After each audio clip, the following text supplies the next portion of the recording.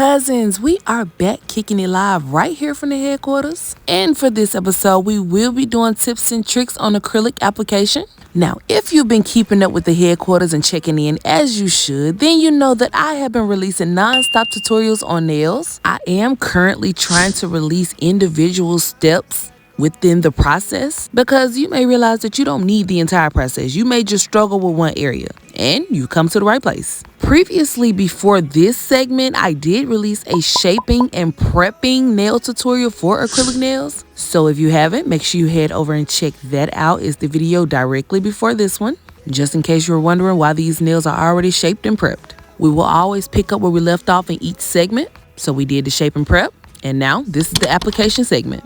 If you haven't already, be sure to subscribe and leave a like and a comment for this video so I can continue to reach more people. And also make sure you follow me on all other platforms so I can continue to reach more people over there as well. Cousin Clan, I love each and every one of y'all. I thank y'all for supporting me. We here, we've been rocking. Y'all have been helping me reach so many people.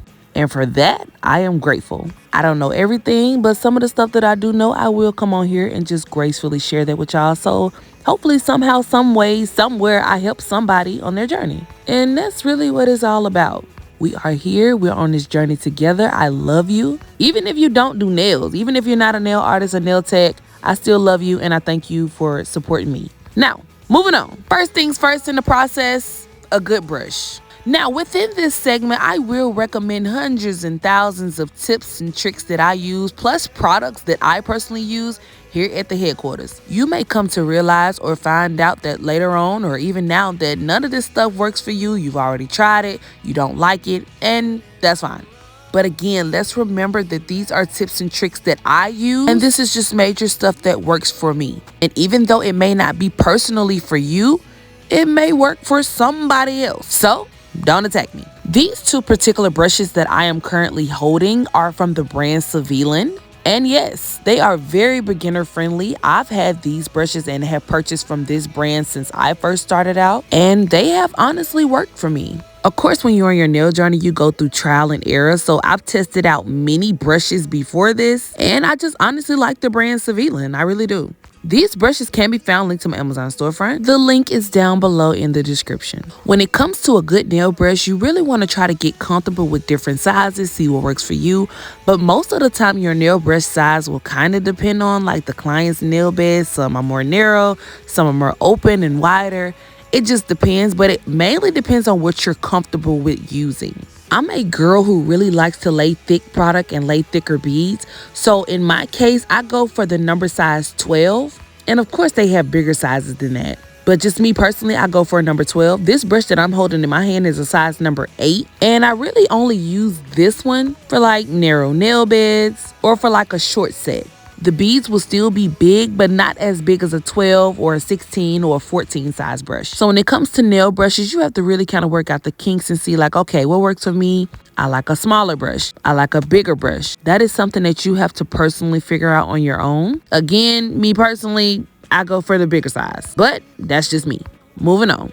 As for my brand of acrylic powder that I will be using in this segment and that I do use on a day-to-day basis, it is by the brand Mia's Secret in the shade of Cover Nude Blush. And as you can see, I have my handy dandy sidekick, my number 12 brush. And you can just tell by all the stuck-on acrylic that I've had it for a long time, but she's still in good shape. The Mia's Secret powder can be found linked to my Amazon storefront. And in my personal opinion, this brand is very beginner friendly. Now, you may use certain products when you start out as a beginner, and then you may branch off and start using other things as you get more on your journey. But just to my beginner girls, just starting out, looking for something, looking for a product, is this a good product to start out with? Yes, in my personal opinion. You can learn liquid powder ratio, different bead techniques, all of that good stuff can be achieved by a beginner using this powder. If you're interested, this product is linked down below to my Amazon storefront. Moving on. Now, this is going to sound hella types of crazy, and that's fine. That's totally fine. The dampen dish that holds my monomer, which we will get to that brand in just a second, is a saucer from my mother's kitchen. Yeah, don't judge me.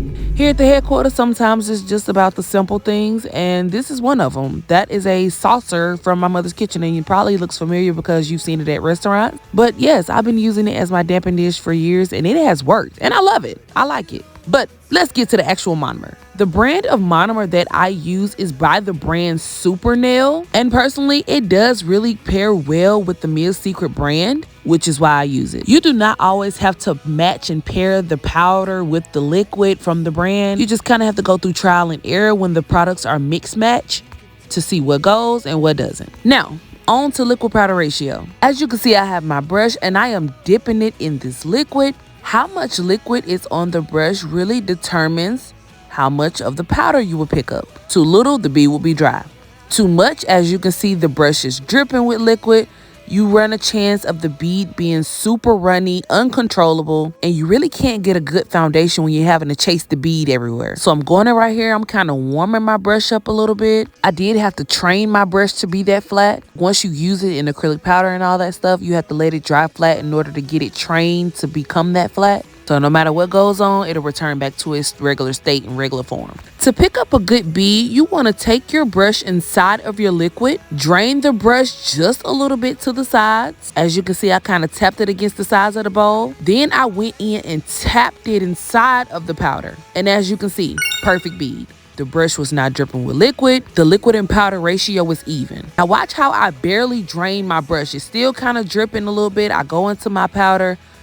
Watch how I have so much liquid on that brush. And now when I put it in that powder, I pick up my bead. It's runny. It's dripping everywhere. Bad business. Bad business. In this particular case, the liquid powder ratio is unbalanced. You have more liquid than you do powder. It's uncontrollable. You don't want to drain the brush too much. You want to kind of give it a light tap to the side of the bowl. You want to go in and tap about 2 to 3 times in the powder. You're not going to be dragging and dipping it down in the powder. This is not the Picasso show. And that, my friend, is how you get a perfect bead. I hope that made sense. I really hope that made sense. Keep practicing. You'll get it. Now, moving on. Here's to actually applying the acrylic to the nail. As you can see, I'm taking my brush within my powder. I drained it just a little bit. I tapped within the powder. I didn't go dipping and dragging. I let the bead kind of form up a little bit. I apply the bead, and as you can see, the bead stayed in place until I tapped and moved it. That is an example of balanced liquid powder ratio. It was not too wet. It was not too dry. It was perfect. And I'm kind of like a one bead and a half type of girl. So I placed that bead just about an inch or a centimeter almost above where that natural nail and the tip meets, like right in the middle. Then I just lightly brought the sides in and just pulled that bottom on down to the free edge. If you let gravity really do its job, it will lightly flow down to the free edge like you need it to. And all you have to do is just tap it and keep it in place, long as your liquid and powder is balanced out. If it's too dry, it's not going to move anywhere. And if it's too wet, it's going to move faster than you need it to be moving. You want your first bead to have structure, because your second bead, which will be the cuticle area most likely, well, in my case, the second bead will be the cuticle area, is going to top off the structure. Now, you don't have to be a one bead and a half type of girl like me. You can be a 3 to 4 to 5 bead type of girl, and that's fine. That is fine. That is okay.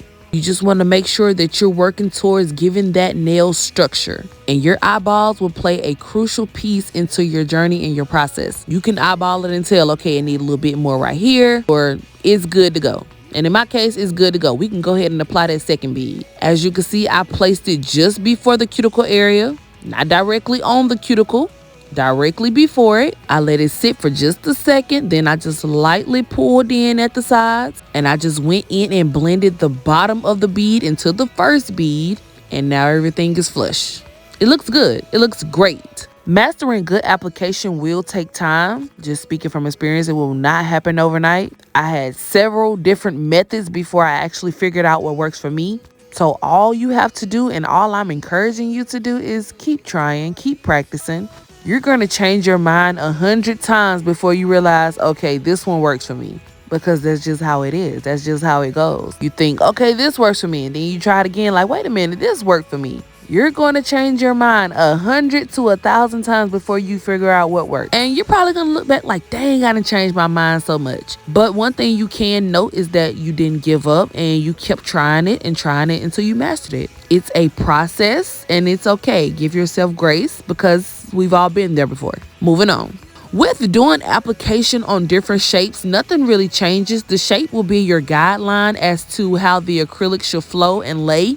With me, it's all really the same. I still do my one bead and a half. The first shape was a stiletto shape. The second shape here is a duck nail. The artificial tip that you added on to the natural nail will be your guideline as for how the acrylic will go.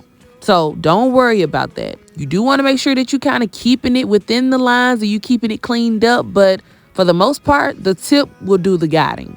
As you can see, that bead fell right into shape and all I did was just tap it into place just a little bit. I let gravity do its job. It pulled it down to the free edge while still leaving some structure with that midsection. And again, you can eyeball it. As I turn it to the side, I'm like, okay, this looks good. You don't want the beads extremely flat to the nail. You're trying to build on the enhancement. So the structure of the enhancement of the product that you're using is very important. You do not need it flat to the nail. Go in right here with my second bead. I place it just before the cuticle, tap the sides in a little bit. Then I just go in and blend the bottom half of the bead. I don't want to touch the top part at all because I don't want the bead to fall flat. I still want to keep that structure. And it looks great. It looks great. Again, I didn't get this good overnight. I promise. Give yourself grace because it takes a while before you actually figure it out and get it. And again, you may be realizing that this ain't even gonna help you. This may not work for you. I understand that. But I love you anyway, and I'm rooting for you. We did go in, and let's not forget that we did pre-shape the tips. So when we get to filing, which we will get to in another segment, all I really got to do is just a tad bit of cleanup. I have really nothing to do. I don't have no heavy duty filing to do for real. The acrylic is laying nicely. All I'm really doing is just playing cleanup and barely that. Just really smoothing out the surface. Smooth application equals less filing. So that's why it's important that you continue to work on your application. So that way when it's time to file, you really have nothing to do other than just smooth the nails out a little bit, buff them up, and then you ready to go. It's literally that easy. It's literally that simple. Again, it doesn't happen overnight, and that's why it's always important to just kind of work on each individual step and just get better with your process. That's it. That's all. This looks great. You turn it to the side. It looks great. It looks great. Moving on. There is absolutely no lies told with this next statement that I'm about to make. Whether you're looking to do professional or on yourself, you will probably deal with square nails more than anything. Now, of course, you'll jump out there and try a duck nail and try a stiletto or almond or lipstick and ballerina and coffin. You'll do all of those eventually, but for the most part, you're going to be doing square nails. Like, seriously, I'm just saying. So with the nail shape and the application for a square nail is really the most simplest out of all of them to do. Whether it's short square, medium long, long square, it's going to be some square nails within your journey. And with square nails, you really just make sure you don't do too much with the sides because easily them sides can turn into a coffin real quick. So when you're doing application, you just want to keep the sides clean to keep you from having to file too much. Go in, I place the bead. It's the same method. Tap the sides in, and then I just go in with the bottom half of the bead and I just blend it lightly into the other bead so that everything is laying flat and flush. And again, your eyeballs are the biggest key players in your process. You can always turn it to the side and the side is going to tell you. Turn it to the side is really going to tell you. Like, okay, I need a little bit more at the top, a little bit more in the midsection. Now, it does have some structure, but it's almost too close to being flat. So I did go back in off camera and add a little bit more, but that's that. Now, when you're done with your acrylic application, in my case, I personally do go in and I do clean my brush with pure acetone by the brand Super Nail. As you can read on the bottle, it said it is used to remove acrylics, gel polish, nail wraps, and nail polish. And I just got done using acrylic with this brush. So if there's anything left over in my brush, I want that clean and out so that my brush does not dry all hard and it's available to use whenever I need it the next time. I drained some of the liquid off there, but I let it dry wet with that acetone still in there so that again is ready to use for the next time. That's just my personal method. I know they do have brush cleaners and all that good stuff out there, but that's just my personal method. Pure acetone, let it dry. When you come back tomorrow, it'll be ready. Another small tip and trick that a lot of people don't really know. Y'all ever feel like acrylic be getting hot on you sometimes? I know if you use acrylic, you know it be getting hot. If you ever feel like it's ever heating up too much and it's getting hot and you just feel that burning sensation, take you some alcohol. In my case, it's going to be 70%. And you just going to spray a little bit on there just to put the fire out. And yeah, it's like magic. Just instant relief. We have all been there before with the burning fingers. We know how it gets. Turning this hand to the side so you can actually get into the structure of the nails. And they all look good. That apex and that structure is really important. And not only for it to just really look good, just for the protection underneath of the natural nail. But cousins, that about wraps up this entire segment. As I always say, I really hope somehow, some way this has helped somebody on their journey somewhere. Cousins, I really love and appreciate each and every one of y'all for rocking with me and supporting me. Again, here at the headquarters, as cousins, we stick together. We are in this together. And yeah, y'all know how to go. If you haven't already, make sure you like, comment, and subscribe so I can continue to reach more people. And if you haven't already, make sure you follow me on all other platforms. That's it. That's all, cousins. Thank y'all for tuning in.